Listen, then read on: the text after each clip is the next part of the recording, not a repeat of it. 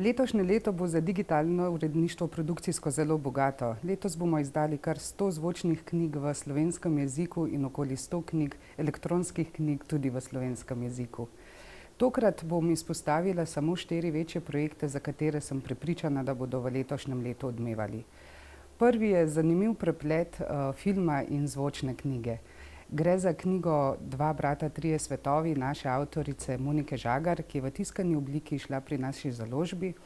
Režiser Miha Čelar pa je po knjižni predlogi posnel dokumentarni film Dva brata, dve sestri. Dokumentarnemu filmu se bomo v založbi pridružili na način, da smo posneli zvočno knjigo Dva brata, trije svetovi, ki jo bomo izdali sočasno s premiero dokumentarnega filma v začetku aprila. Zvočno knjigo interpretira odlična Silva Čušin, ki je tudi sodelovala pri filmu. V letošnjem letu, ki je jubilejno za našo založbo, se bomo še bolj osredotočili na digitalizacijo arhiva radijskih iger. Gre za neprecenljivo dediščino naše založbe, saj smo radijske igre izdajali že v prejšnjem stoletju, takrat še na kasetah. Letos pa se bomo zakopali v ta arhiv, obrisali prah s kaset in z digitalizacijo omogočili radijskim igram novo življenje. V letošnjem letu v tiskanem programu izhaja prvi letnik jubilejne zbirke Živi klasiki, ki jo bomo podprli tudi z zvočnimi knjigami.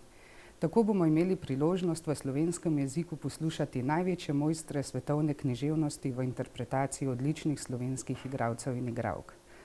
In na koncu, in seveda ne najmanj pomembno, bi izpostavila še serijo Veščec, ki jo odlično interpretira Matej Puc.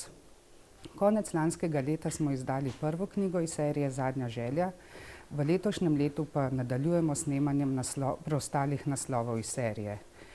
Na to zbirko zvočnih knjig smo med drugim ponosni tudi zaradi tega, ker nimamo pogosto možnosti v slovenščini poslušati fantazijske literature, ki je hkrati globalna uspešnica.